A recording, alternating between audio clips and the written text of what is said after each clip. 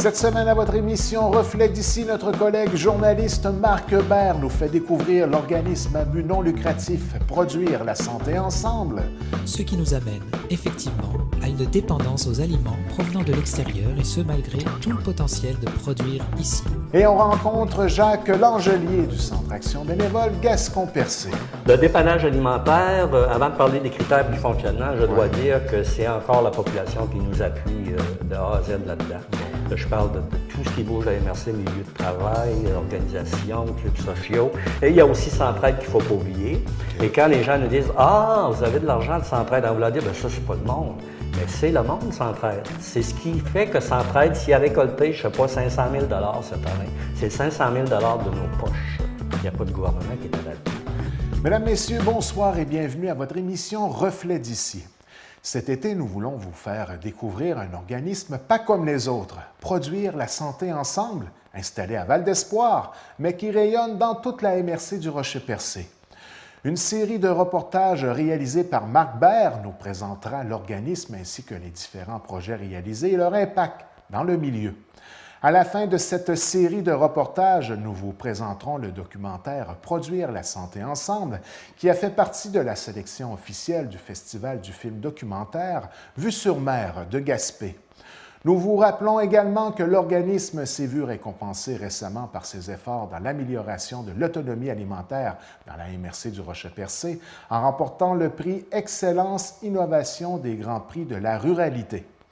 Le laboratoire rural ayant terminé son mandat le 31 mars 2014 après 6 ans d'expérimentation, poursuivra sa mission en tant qu'organisme à but non lucratif installé en copropriété avec les biojardins et produits cosmétiques de Vasse. Une épicerie de village ainsi qu'un café et les bureaux des employés seront installés sur le nouveau lieu. Cette semaine, Marc Hébert nous fait découvrir l'organisme avec une animation qui se veut pédagogique et à la portée de tous. Produire la santé ensemble, c'est quoi? Écoutons le reportage de Marc.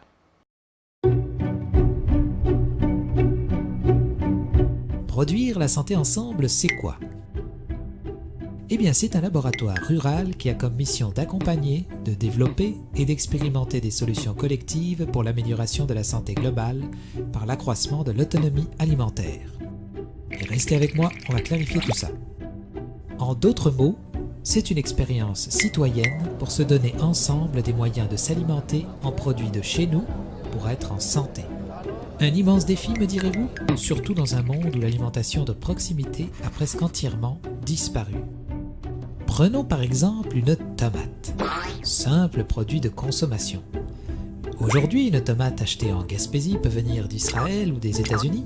Elle contient plusieurs pesticides et autres engrais chimiques, a été cueillie verte pour ensuite parcourir des milliers de kilomètres et enfin se retrouver sur l'étalage de votre épicerie, et ce, toute l'année. Face à ce paradigme, deux personnes, deux femmes en particulier, Isabelle et Isabelle, ont élaboré un plan stratégique pour essayer de contrer ce problème. Une bonne dose d'idées et de motivation et une belle alliance avec la coopérative de consommation de Percé leur ont permis de réunir des partenaires clés qui vont devenir les piliers de ce projet. Et c'est à partir de là qu'est né Produire la santé ensemble, communément appelé PSE. Mais revenons à notre tomate. Une tomate saine, pour pousser convenablement, a besoin d'un terreau fertile, d'eau, de soleil et beaucoup d'amour. Et c'est à Val-d'Espoir en Gaspésie que PSE a trouvé le lieu idéal pour s'implanter. Qu'avons-nous comme environnement de départ? Une MRC avec plusieurs villages dévitalisés, triste réalité de beaucoup de villages au Québec. Une agriculture dévitalisée, seulement 34% des terres cultivables sont utilisées. Un accès très limité à l'alimentation de proximité, une pratique agricole familiale en voie de disparition, ce qui nous amène, effectivement, à une dépendance aux aliments provenant de l'extérieur et ce malgré tout le potentiel de produire ici. Bien démontré par nos prédécesseurs qui se sont nourris presque exclusivement du terreau et du terroir local. Voici donc le terrain idéal pour un laboratoire rural. Mais comme ingrédient de base, nous avons aussi Val-d'Espoir et son passé agricole important, les villages ouverts à recevoir des projets et des nouveaux arrivants, des partenaires impliqués physiquement et économiquement, de belles communautés remplies de personnes dévouées de leur énergie et de leur temps.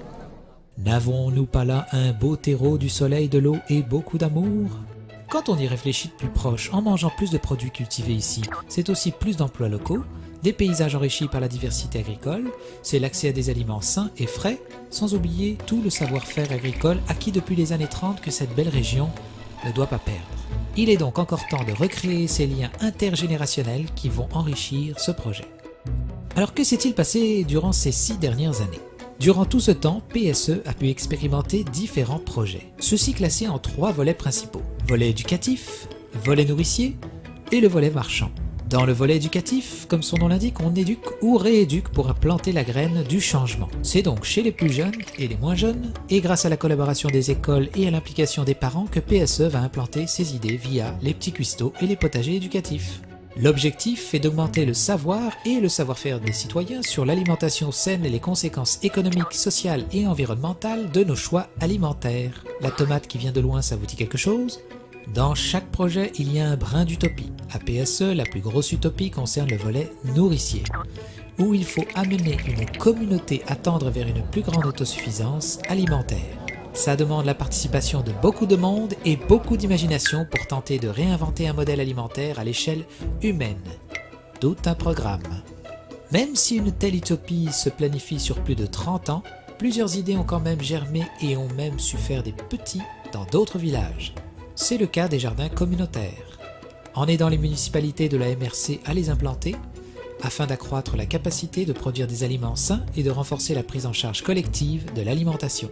PSE a également contribué à l'achat d'un moulin à farine pour desservir un groupe de familles et éventuellement la communauté. Ces familles ont ainsi relevé le défi de produire des céréales pour faire du bon pain. Aussi, un four à pain a été construit pour la communauté. Et dans ce volet, il y a un point non négligeable, c'est le soutien à l'intégration de nouveaux arrivants. Et oui, car pour faire pousser nos tomates, il va falloir de l'aide. Et c'est donc tout un village qui a ouvert ses bras à plusieurs familles venues s'installer dans le secteur, attirées entre autres par les projets de PSE. Le volet marchand, lui, cherche à soutenir les producteurs agricoles pour que leurs produits soient plus accessibles. L'objectif est de créer des circuits courts entre la production et votre assiette. Moins il y a de distance entre vous et le producteur, mieux se portera l'environnement. Et plus vous serez en contact direct avec celui qui produit vos aliments. Vous savez d'où vient la tomate, comment elle a poussé, qui lui a donné son amour, et elle vous fait du bien quand vous la dégustez. Finalement, on s'aperçoit que le volet marchand contient un peu d'éducatif, et l'éducatif du nourricier, mais aussi le nourricier du marchand. Enfin, comme vous pouvez le constater, chaque volet contient en lui un peu des autres volets. Imaginez en plus tous les autres projets qui peuvent naître en 6 ans de laboratoire. Toutes ces idées ont créé des imprévus positifs comme le café culturel qui lui a fait naître le marché de Noël pour son financement et les activités du café du village. Tout cela grâce à la participation citoyenne, à la volonté de créer et de revitaliser. Mais PSE, c'est aussi $1 million investis dans la communauté depuis 6 ans, une quinzaine d'emplois créés et une centaine de bénévoles dans les écoles et les jardins, plus de $100 000 investis dans les projets et environ $90 000 en banque pour la pérennité. Environ $30 000 de chiffre d'affaires dans les projets pilotes de mise en marché local pour environ 10 000 livres d'aliments vendus auprès d'une centaine de familles.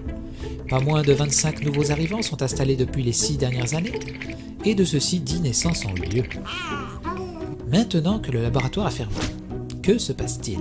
Eh bien, un groupe de citoyens a décidé d'en faire un organisme communautaire pour pouvoir continuer les projets en cours comme les petits cuistots, les potagers éducatifs, les jardins communautaires, tout ceci déjà bien implanté dans les villages et les écoles. Mais pour s'autofinancer, PSE a décidé de travailler sur l'ouverture d'une épicerie d'économie sociale, d'aliments en vrac, d'aliments locaux, de dépanneurs installés à Val d'Espoir. Vous voyez, le village veut renaître, un peu comme recréer ce qui existait déjà, faire revivre ce qui a été éteint. C'est comme un cycle qui ne fait que se répéter, c'est le cycle alimentaire qui bat au rythme des saisons et dont l'homme a toujours su se plier. La graine qui a été plantée il y a 6 ans par PSE ne fait que germer et c'est à nous, citoyens, partenaires, enfants, de prendre le relais, de continuer à y apporter un terreau riche de l'eau, du soleil, pour qu'au final nous soyons fiers d'y récolter de belles tomates fraîches qui ont poussé dans nos jardins. Goûtez comme elles portent en elles le goût d'un avenir durable.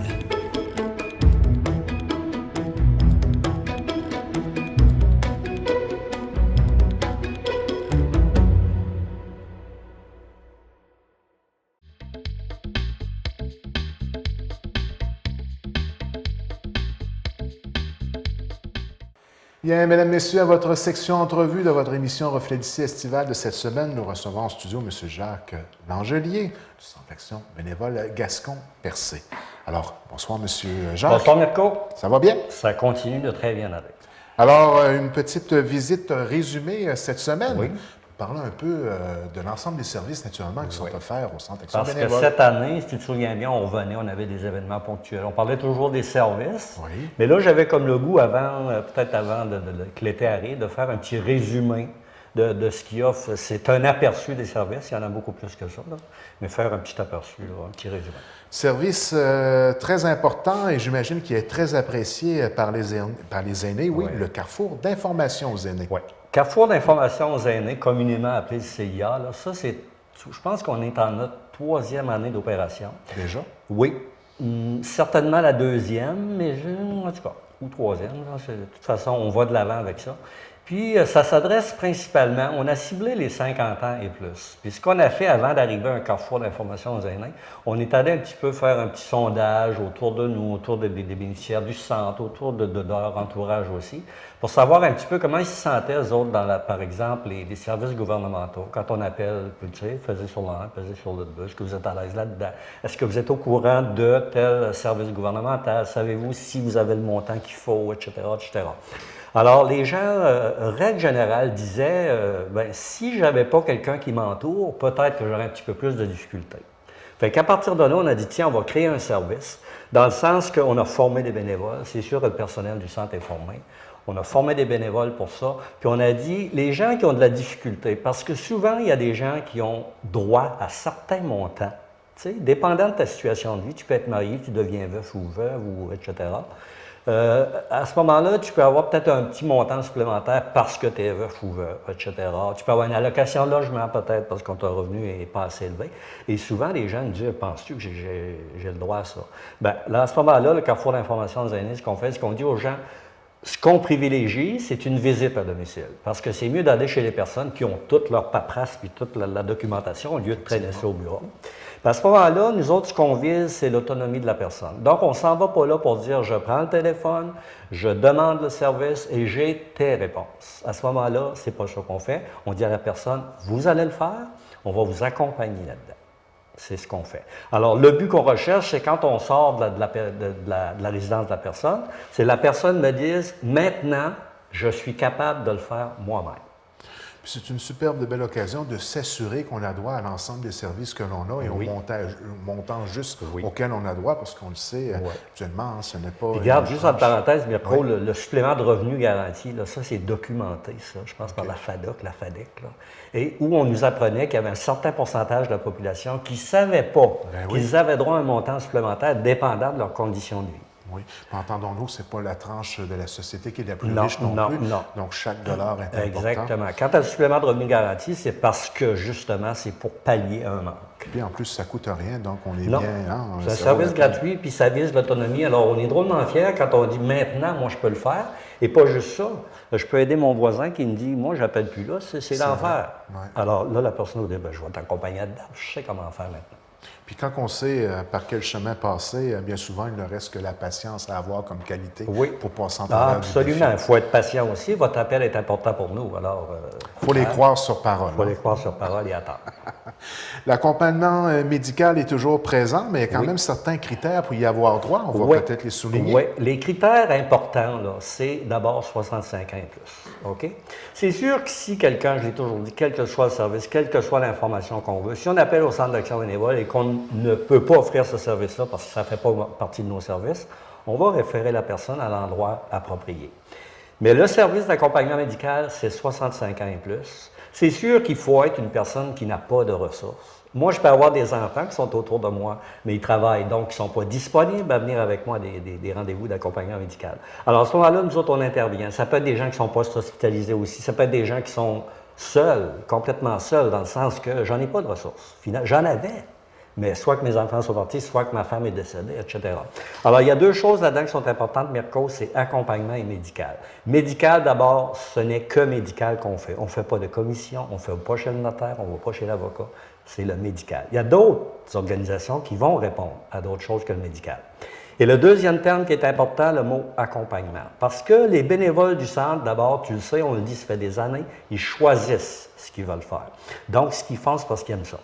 Alors, ils vont accompagner la personne, on va chercher, le bénévole va chercher la personne à domicile, l'accompagne. Si la personne a besoin d'une aide pour embarquer dans l'auto, le bénévole est là pour ça. Et l'accompagnement se fait directement au rendez-vous où on va. Ça veut dire qu'on peut avoir, je peux aller en radiographie, je peux aller en médecine de jour, je peux aller à une prise de sang, je peux aller en médecine nucléaire, etc., etc.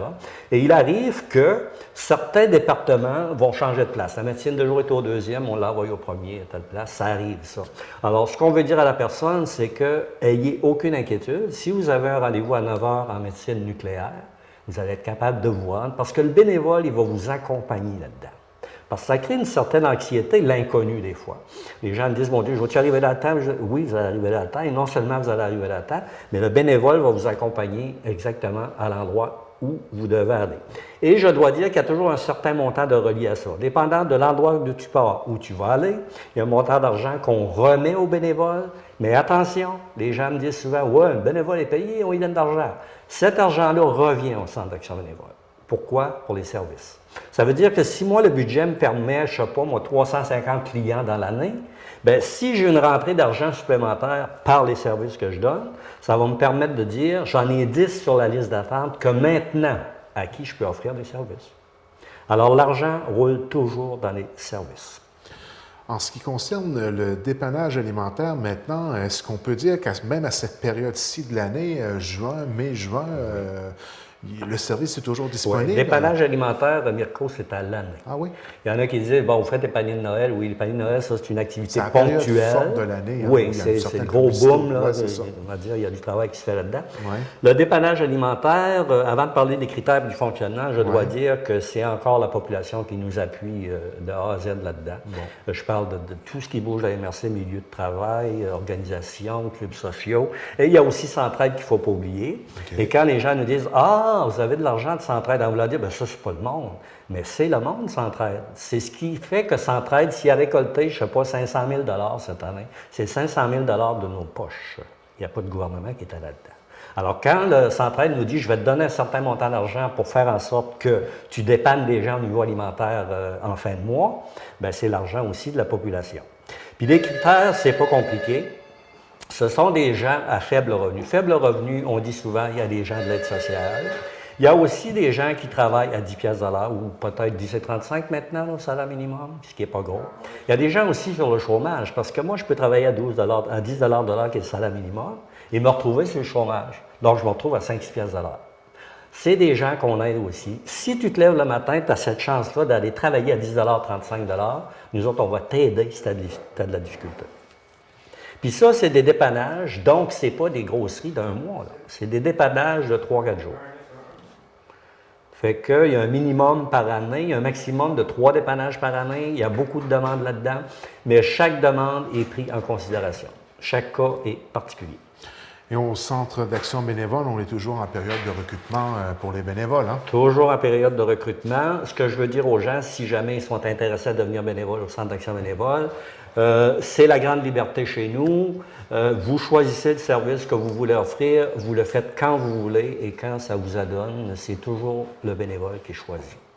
Et les bénévoles au Centre d'action bénévole, c'est une grande famille. Hein? Oui, il se crée des liens, sentiment d'appartenance aussi, vraiment une équipe dynamique. Là. On fait des activités, on se rend compte, c'est un beau milieu pour se réaliser bénévolement. Le 3 juin prochain, une activité particulière qui va avoir lieu dans la MRC du Rocher-Percé. Oui, une activité particulière dans le sens, il va y avoir beaucoup de publicité à venir dans ce sens-là. Nous autres, le Centre d'action bénévole, on est un membre de la table de concertation pour contrer les abus envers les aînés. Alors, je me permets aujourd'hui de faire mention d'une activité qui aura lieu le 3 juin, qui va être au club des 50 ans et plus de Chandler. On rejoint toute la population. OK? On va chercher des 20 ans, des 30 ans, tout le monde va être invité à ça. Il va y avoir la Caisse populaire qui va être présente, il va y avoir la Sûreté du Québec qui va être présente, puis il va y avoir un notaire, Marc George de Chandler, qui va venir expliquer aux gens présents toutes sortes d'aspects légaux. Bon. En fait, là, le thème, c'est un petit peu comment éviter la fraude Comment éviter la fraude de toutes sortes? Des fois, on a des téléphones, des fois, on a des visites. Des fois, on entend ça à Montréal, on voit un reportage, puis on dit, garde, c'est incroyable, hein? Il s'est fait voler 18 000 pièces. Bon, on ne dramatisera pas pour la MRC Rocher-Percé, mais il y a aussi des cas, malheureusement, typiques de ces formes d'abus. Donc, ce qu'on veut faire, en sorte, ce qu'on vise, c'est un petit peu faire de la prévention, dire aux gens, gars, soyons prudents, on n'est pas à l'abri de rien. Alors, surveiller la publicité là-dedans, il y en aura partout. Petite vente de garage aussi? Oui, ça c'est... tous les ans, on fait 2 ventes de garage au Centre d'action bénévole. Et je veux dire aux gens que cette année, la première va avoir lieu le 19 juin, toujours sur le terrain arrière du Centre d'action bénévole, de 8 h à 15 h. Et encore une fois, les argents qu'on recueille là-dedans s'en vont directement dans les services du Centre d'action bénévole. Donc, ce qui va me permettre peut-être d'augmenter le nombre d'accompagnements médicaux, qui va peut-être me permettre d'augmenter aussi la popote roulante. Si j'ai 40 personnes globalement, là, je mets un chiffre de mer, puis j'en ai 3-4 qui attendent parce que je n'ai pas les budgets, à ce moment-là, on peut se permettre de leur dire, voici maintenant, on peut vous offrir le service. À l'habitude, quel genre de matériel on retrouve? On trouve un peu de tout. Pas mal de tout, hein? C'est impressionnant. Il y a beaucoup de choses pour enfants, il y a quelques meubles, des lampes, de la vaisselle, un peu de tout. Des fois, on peut trouver des petits trésors. Oui. Donc, ça va se passer sur le terrain du Centre d'action bénévole. Exactement. Puis il y aura de la publicité aussi. Regarde un peu partout. Les gens vont être au courant de ça. Donc, est-ce que ça conclut pour notre rencontre de printemps 2014? Exactement. Je pense qu'il nous reste à se souhaiter un bel été. Un bel été, puis au plaisir de se revoir. Et puis, comme je dis souvent, on garde le contact d'une manière ou d'une autre. Oui.